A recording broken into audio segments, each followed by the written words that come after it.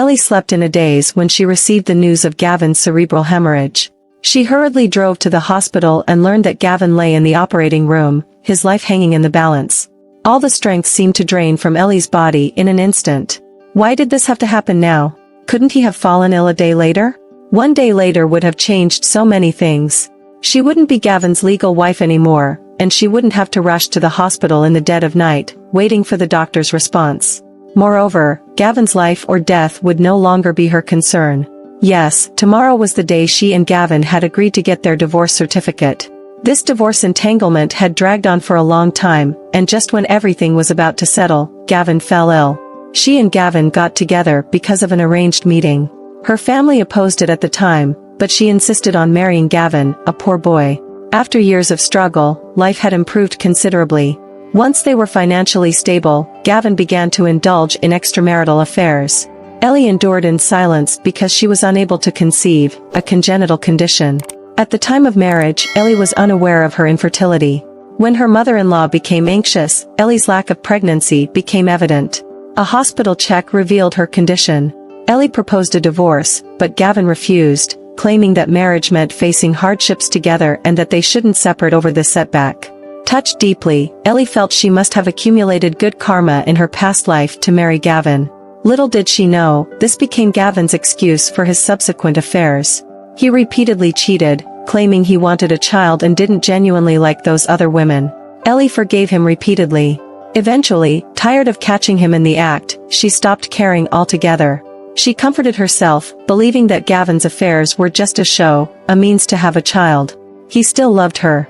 After hearing this repeatedly, Ellie started to believe it herself, until Nova appeared, revealing the colossal mistake she had made. Nova held the ultrasound report to pressure Ellie. Ellie, still in self-deception, clung to Gavin's promise. He only wanted a surrogate, and the child's mother would always be her. Nova chuckled and pulled out a photo from her phone, a property deed for a high-end community in the city, with Nova's name on it. As if awakening from a dream, Ellie came to her senses. It turned out he had long established another home outside, while she foolishly waited for him to return. Upon returning home, Ellie confronted Gavin, only to be slapped to the ground. "I can't stand this pathetic atmosphere. Get lost. If it weren't for your dad having a bit of influence, I would have dumped you, this eggless chicken, long ago." Divorce became imminent, and Ellie discovered that Gavin had already transferred most of the assets. The only thing he was willing to give her was a meager savings of $200,000. Refusing to accept this, Ellie sought a lawyer, collected evidence, and prepared to sue Gavin. The two officially broke ties, creating a tumultuous scene. Even the long-absent mother-in-law traveled from afar to berate Ellie. "Since you married into our family, you haven't earned a single penny. Every day, you eat my son's food and drink his drinks. You haven't given birth to a child, yet you still want a share of the family property. Shame on you." The mother-in-law's tantrum left Ellie physically and mentally exhausted. Reflecting on the years, aside from Gavin's infidelity, he had treated her relatively well. With the intervention of friends, Gavin agreed to give Ellie a small house, and she accepted. Just when they agreed to pick up the divorce certificate on Monday and Gavin celebrated with friends that night, he fell ill. The mother-in-law stood at the entrance of the operating room, feeling helpless. Ellie, on her own, busied herself settling all the expenses before dozing off on a bench in the corridor. When she woke up, Gavin had already been moved to the intensive care unit. The surgery went smoothly, but the prognosis was uncertain. He might be paralyzed for the rest of his life, relying on others for basic needs. Gavin's mother grabbed Ellie's hand. "Ellie, Gavin has wronged you, but he has also treated you well over these many years. You can't just abandon him now." Ellie raised an eyebrow and glanced at the mother-in-law. "You go find Nova. What does this have to do with me?" The mother-in-law hung her head in silence. Later, Ellie learned that the mother-in-law had called Nova, explained the situation, and once Nova understood, she hung up. Subsequent calls went unanswered, and Nova disappeared without a trace. With no other options, Ellie, legally still his wife, reluctantly took on the responsibility. Caring for a fully paralyzed patient was a tedious and frustrating task. Several caregivers were hired, but the mother-in-law found fault with each one. It wasn't until Ellie lost her temper that the mother-in-law revealed the truth. Nova took Gavin's money and vanished, leaving him struggling to cover medical expenses. Ellie asked, "What about Gavin's real estate?" The mother-in-law stammered. Since Nova became pregnant and they found out it was a boy, Gavin was overjoyed. He registered all the properties in Nova's name. And because of the impending divorce with you, well. The mother-in-law hesitated, but Ellie understood. Gavin had transferred all his assets to Nova's name. Now, Nova had taken everything and vanished. Ellie didn't say anything more. She opened a new pack of adult diapers from the bedside table. After removing the catheter, Ellie put the adult diaper on Gavin. Changing the diaper every time was exhausting. Gavin wasn't very heavy, but turning him over felt like moving a mountain. Wearing diapers for an extended period caused skin irritation, so Ellie switched to using diapers. Like a newborn, but with an extra step. Every time she changed the diaper, Ellie had to apply powder to Gavin's buttocks. Countless times throughout the day, every day. Gavin's recovery was progressing well. A month later, he could speak a few simple sentences, but his right side remained unresponsive. He cried day and night, berating himself for misjudging people, mistaking a cunning fox for a loving partner. He cursed himself for being blind, for wanting to divorce the virtuous Ellie. Ellie ignored his outbursts and continued to care for him diligently, day after day. The mother-in-law tearfully remarked, "Gavin, do you see now? This is what they mean by true love in adversity, companionship in old age. Do you understand?" Ellie raised an eyebrow, looking at the mother-in-law. Why, at this moment, did the image in her mind resemble another vivid portrayal of the mother-in-law, the woman who pointed at her, cursed her, and told her to get lost? When Gavin was discharged, he had lost a significant amount of weight. His original clothes hung loosely on him, looking somewhat comical. Ellie and the mother-in-law supported him as he sat in a wheelchair, leaving the hospital and returning home. Seeing the familiar surroundings, Gavin's eyes welled with tears. He held Ellie's hand tightly and said, "Ellie, let's not quarrel anymore. Let's live a good life, okay?"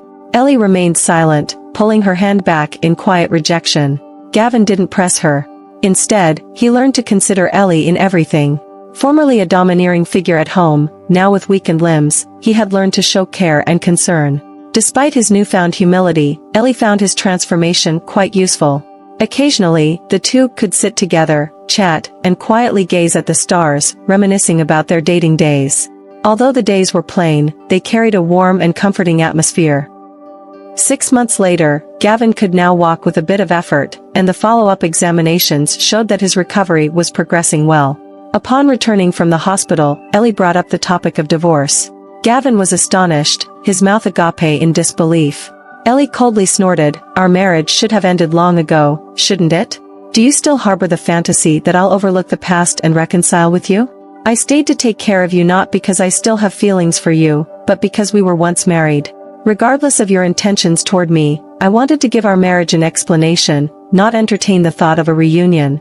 Gavin widened his eyes. "Ellie, are you repulsed by me now that I'm not wealthy anymore?" Ellie chuckled lightly. Was she repulsed by his lack of wealth? Even if he were poorer now, could he be poorer than when she insisted on marrying him? Back then, life was genuinely difficult. After paying the down payment for their house, they were heavily in debt. Days passed without a glimmer of prosperity, and they survived on simple meals like plain noodles for half a year. However, at that time, her heart was warm, believing that there was a bright future ahead. No matter how much hardship they faced, she wasn't afraid. Now, her heart had been shattered by Gavin into 8 pieces. How could she still see hope? Upon hearing that Ellie wanted a divorce, the mother-in-law rushed over in a panic, repeating like a broken record, "A prodigal son returns," and now Gavin realizes his mistakes. Why can't you forgive him this time? People make mistakes, don't just focus on Gavin's shortcomings. Think about how he treated you all these years. You can't conceive, but he didn't mind, did he? Ellie couldn't restrain herself any longer. Just because I can't conceive, does that give you all the right to bully me relentlessly? How have you treated me all these years? Do you have any conscience? Gavin repeatedly cheated, using it as an excuse. You openly and covertly belittled me, blaming me for this. Is this not minding? Is it not? Do I have to be grateful to your whole family for my entire life just because of this one thing? The mother-in-law's lips moved, but she had nothing to say. Ellie was determined to divorce, just as she had been determined to marry Gavin all those years ago. Outside the Civil Affairs Bureau, Gavin asked, "Since you've decided on a divorce, why bother taking care of me? Wouldn't you be happier if I died?" Ellie thought for a moment and said, "Because I'm foolish." Was she truly foolish? Yes, indeed quite foolish. If she weren't foolish, she wouldn't have allowed Gavin to repeatedly use her inability to conceive as an excuse for infidelity. If she weren't foolish, she wouldn't have given Gavin the opportunity to transfer his assets. Yet, Ellie strangely didn't hate herself for being foolish. She knew that women trapped in love were inherently foolish. Forgiving Gavin repeatedly was because there was still something in her heart for him, still some hope. But Gavin shattered that hope time and time again. After Gavin fell ill, he tried to be extra nice, and Ellie did consider reconciling with him. Once, while Ellie was preparing medicine in the kitchen, there was no sound from outside for a long time. Worried he might have fallen asleep, she hurriedly went to check, treading softly. Standing at the bedroom door, the mother-in-law's voice reached Ellie's ears. "What are you going to do about Nova? She has given birth, and that money is for the child sooner or later. Besides, Ellie hasn't brought up this matter. Let's pretend it never happened. She can't bear children, and with a soft heart. A few kind words will make her go round and round. Let me recover a bit more, and then we'll see." Ellie quietly returned to the kitchen. She thought Gavin had genuinely reflected on his actions after this ordeal. Little did she know that, in the eyes of Gavin and his mother, she would forever be a woman they could easily manipulate and who couldn't bear children. Pouring the entire pot of medicine into the trash, Ellie had a small house and some savings. She could live a better life on her own. There was no need to compromise any longer, no need to cling to the partially disabled Gavin. As she turned around, Gavin asked, "Are you repulsed by me now that I have no money? And won't you try to get the money back from Nova?" Ellie helplessly waved her hand. Gavin was still asking such questions.